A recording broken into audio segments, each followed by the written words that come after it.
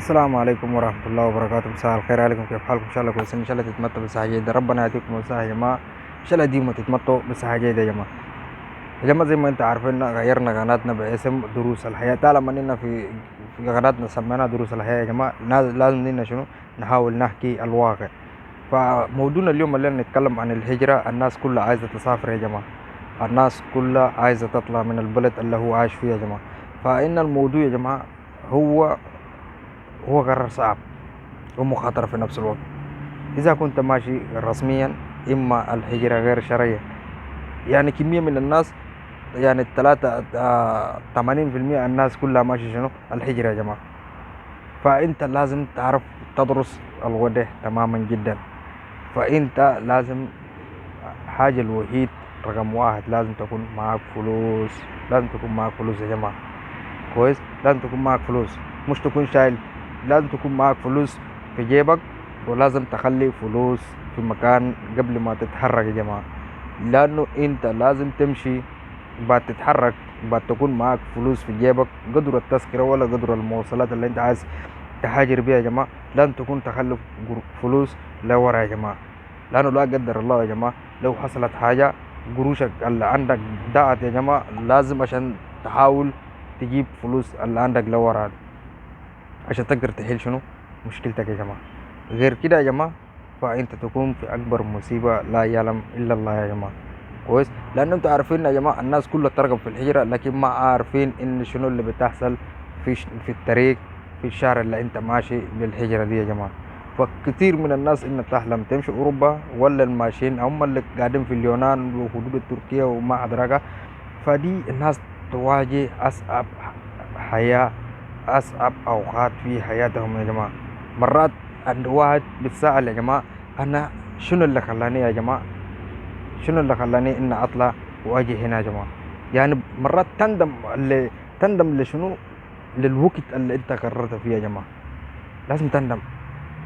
يعني تجيك ظرف يا جماعة، أنت يا جماعة مرات تكون في ظروف الموية بتاع الشراب يكون معك، الأكل يكون معك، وحتى يا جماعة والله لا كل شيء يكون معك، حتى الحمام. فحمام ما ضروري على طالع انت ما على سفر يا جماعه، الحمام ما ضروري. لكن في حاجات يا جماعه لازم انت تكون عندك يا جماعه، في ظروف تواجهك ما تتخيلوا في حياتك كلها يا جماعه.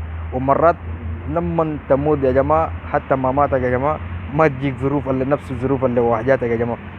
اذا ما تصدقوا يا جماعه، حاولوا اسالوا الناس اللي سافرت بالهجرة، بالذات الهجرة اللي مشت غير شرعية من دولة لدولة، وبعدين تمشي الحدود بانت بكريك وتحاول تخش وشرطة تجيبك شنو راجع يا جماعة. فحين موضوع انها حتندم يوم اللي قررت انها تذهب. لازم دايما وابدا يا جماعة زي ما بقول لك، اذا انت كل شيء لو عقبات يا جماعة، انت لازم كل شيء يكون مدروس. فما في نجاح يا جماعة من غير تعب يا جماعة. انت لازم تتعب عشان تنجح.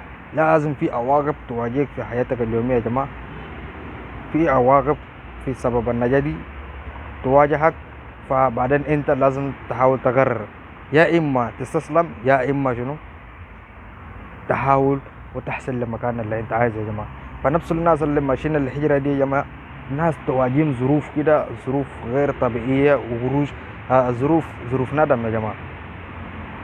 كل كميه من الناس، يعني مثلا اذا كانوا 100 نفر، فاكيد ان 80% ديل من ال 100 ديل 80 ندموا شنو اللي جابهم هنا، ندموا في نفس الوقت اللي شنو اللي خلاهم هم يجوا. على حسب هو السبب واحد، السبب اللي خلاهم يجوا هنا، لكن في النهاية هم شنو ندموا على السفر اللي هم جو.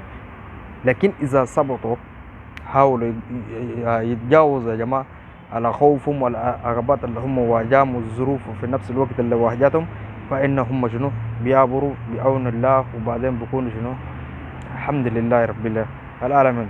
فلذلك انت يا جماعه انت لازم تحاول نفسك، ولازم تخط عقبات قبل النجاح يا جماعه. انت لازم تخط الفشل قبل النجاح، وانت لازم تخط حاجات السلبيه اولويه من النجاحات يا جماعه. لانه انت عارف ان الشغل اللي انت ماشيه ولا السفره اللي انت ماشيه يا جماعه فيها سلبيات، وفي حاجات تواجهك انت عمرك ما شفته حتى وانت ماشي على الطريق يا جماعه. ففي مصاعب كثيره جدا بتواجهك يا جماعة. فأنت لازم تخط حاجات دول لازم تكون عندك في راسك. إذا ما قدرت أنت تجيب في راسك، أسأل اللي جرب يا جماعة، أسأل المجرب عشان ما تتصدم. وفي كمية من الناس مشت اتصدمت، في كمية من الناس يا جماعة مشى اتصدمت يا جماعة، كويس، لأنه هم كانوا ما عارفين الواقع، فهم عارفين واقع مختلف، لكن انت لما تمشي بعدين في حاجة مختلفة. تحياتي يا جماعة.